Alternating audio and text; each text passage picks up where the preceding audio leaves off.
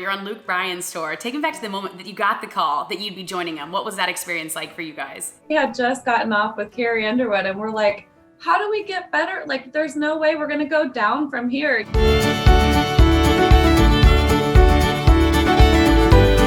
Hey everyone, it's your girl Emily Curl with iHeartRadio, and today we're hanging out with the ladies of country group Runaway June. We have Naomi, Jennifer, and Natalie here with us. Hi ladies, welcome.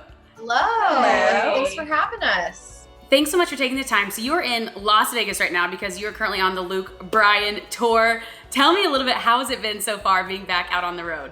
Amazing. It just feels so good to be back playing shows, especially after a long period where we didn't know when we would be doing shows, especially at this capacity. So, I mean, it's the best feeling ever. It's like, okay, we're back at it. It feels like we haven't done it in 10 years. And it also feels like it's just been like, okay, here we go.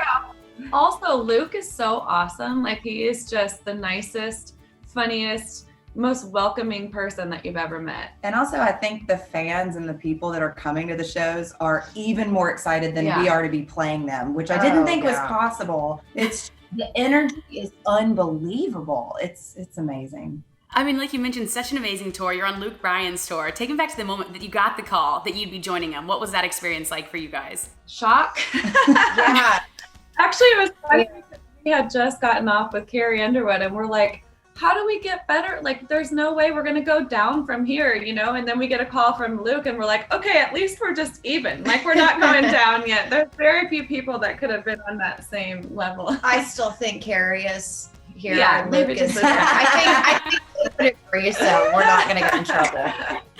So funny. I mean, and you talk about, hanging out with Luke. What's the best thing that you took away from him as a performer that maybe you want to adopt into your own shows? We might have different answers. Yeah. Mine is that, Luke is so laid back. He really has an ability to portray to the audience, no matter where we are, no matter what culture we're in, no matter what city, that he's one of them. And they can all, he's there to hang out. That is not a skill that everyone possesses. Sometimes performers have shows that are very regimented and it kind of tells a story and people love it. But Luke is like, let's hang out. We're just going to party. It's like, he's like the guy you would see at a campfire or at your local bar and grill, watching sports. He's just such a people person. That's and exactly what I was thinking too. Yeah. He's able to really project that in a larger than life way. And I think that's something we definitely have already started to do in our shows. In addition to that, and it's kind of the same thing, but it's the other side. It's like he's so inclusive. Yeah. Not just with the audience, but with everyone, with all of the bands, all of the crew, everyone backstage. There's not that oh God, here comes Luke. You can't talk to him. No, he's in catering. This chicken it's is just your friend. Too salty. Yeah. There was just people just coming into our dressing room, one right after the other, hey, I'm Ryan. I do front of house. And if you guys need anything, let me know. We're just here to serve you. Want your best show, your first show to be the best. And it's just that stuff comes from the top down. And that many people being that happy at their jobs, it's very infectious and contagious. Wow, you love to hear that. Yeah. And also, it's not just to us, it's to our band and crew, which matters so much to me because a lot of times, people will say hi to us, but ignore everybody else. And Luke is inclusive with everyone. Our band is welcome to come take shots with him before his show. And I just think it's so cool that he pays attention to everyone. Everyone's equally as important. And that's awesome to me. What's his go-to drink? And do you guys take the shot before the show? He's tequila. He loves that tequila. Yeah. And yes, we do. We do. Yeah. Yes. That's amazing. I told you guys, I love Buy My Own Drinks. That is one of my favorite songs. I can imagine that's probably so fun to play to a live crowd. What is it like on stage when you play that song in particular? Oh, well, first of all, thank you so much. Gosh, that one's always just been a fun jam where we dance and the crowd is really involved and they sing it back, and it just has never changed since the day it was born. It's just always been so fun, and we always can't wait to get to it in the set. And that's actually how it became a single, is playing. We weren't thinking of it as a single and we started playing it live, and it was so fun and the people were loving it so much that we were like, well, this has got to be a single because everybody loves when we play it. So that's kind of unique, I feel like. for not thinking about a song. The fans being a chose that single. Yeah, they were like, sure. you're Yeah, I do. I love that. And one thing I love about you too is it's a lot of like feminist country pop anthems, right? And I even think in your new EP, let's talk about Backstory, T-shirt, where it's like, I've been there, done that, I got the T-shirt, you know, and then you have I'll buy my own drinks. I love this genre that you guys bring. Tell me a little bit about this new music and in particular T-shirt. Oh, thank you. Thanks so much. That one's the same thing. It's just really fun. And obviously it's talking about, you know, a breakup, but we kind of try to make it really lighthearted. Like there's some breakups that you look back and you're like, what was I thinking, you know? And it was really easy to write. It was sassy and fun. And I think we do that pretty well.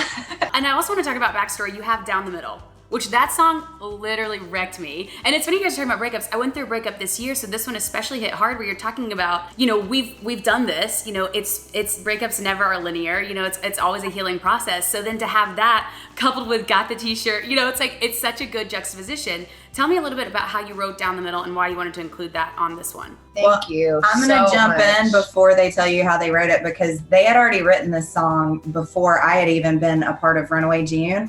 And when that was one of the first songs that I heard when we were talking about what we were going to start recording. And when I'm like you, when I heard that song, I was just immediately, I remembered the times that has happened where I was either the one that was doing the breaking up or not. And it just, that song has meant so much to me to be a part of, you know, to add my piece to it, because I just think that song, it's so stunning and so well done. So it's kind of fun to be an outsider and insider. She was on such that an one. advocate for that song for so long. It's about like 5 years old.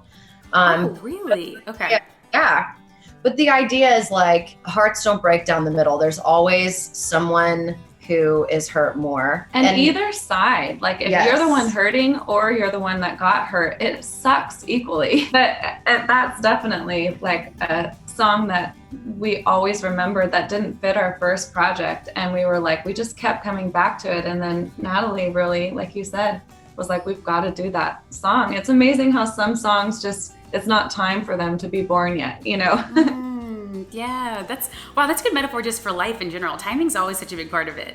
I mean, it's so funny how many songs are just born before their time. I mean, some of the biggest songs are 10, 15 years. Wasn't that 10 years? It was like 12 years old. Like This Kiss was like 16 years old. Like, it's just like songs are very futuristic sometimes. So you have to just not forget about the ones that you've written, because you just never know which one is a little gem. But we're really proud of that one. And a lot of people like it a lot. And we're getting great feedback. And it kind of feels like our Coldplay moment. Like, and I'm sorry about your breakup, but you're stunning, and I'm sure you're probably already. What an idiot!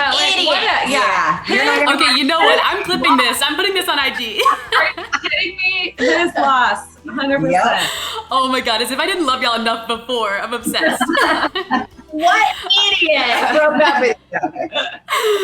Okay, so one last question before I let you go is I just want to touch on the last song, talking about forgetting. So we forgot about that. And that, again, is so relatable because we've all been there, especially when you have rose-colored glasses looking back on something. I'm curious for you all now. You're also, you know, in such happy relationships. What's the best piece of relationship advice that you've ever received? Ooh, man. Yeah, y'all have probably gotten a lot of relationship advice over the last year from getting married. Yeah. Don't get married. No. Noted. I heard a piece of advice from some really close friends of mine that have been married for 25 years. And they said that they never stop trying to impress each other. And that's why they think it works. And so they're just always like trying to impress each other by learning new skills, or, you know, reading a book, or like doing something sweet for each other, or, you know, just whatever it might be. But it keeps you interesting as individuals, and it keeps the chase going. And yeah, I thought that really resonated with me. I think that there's different advice for different times in your life, personally, and relationships, but that one made a lot of sense for me right now. I love that.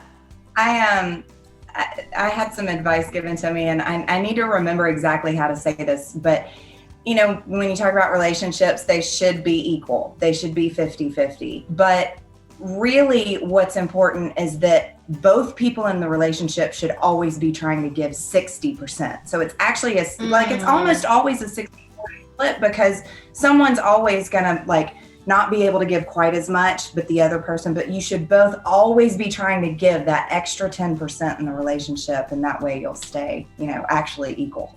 I like that. Yeah, it's a good balance. I love when you have things that you enjoy doing together, because sometimes it can get stale just being with each other all the time. And like, if you enjoy an activity together and you're going out and doing it together, I think that's really important, and to like not give that part up. I think people can get really comfortable, and it's like, you gotta keep doing stuff together and connecting. I think connection's like a huge thing. Runaway June, thank you guys so much again for being here, and congratulations on Backstory and the tour. So exciting.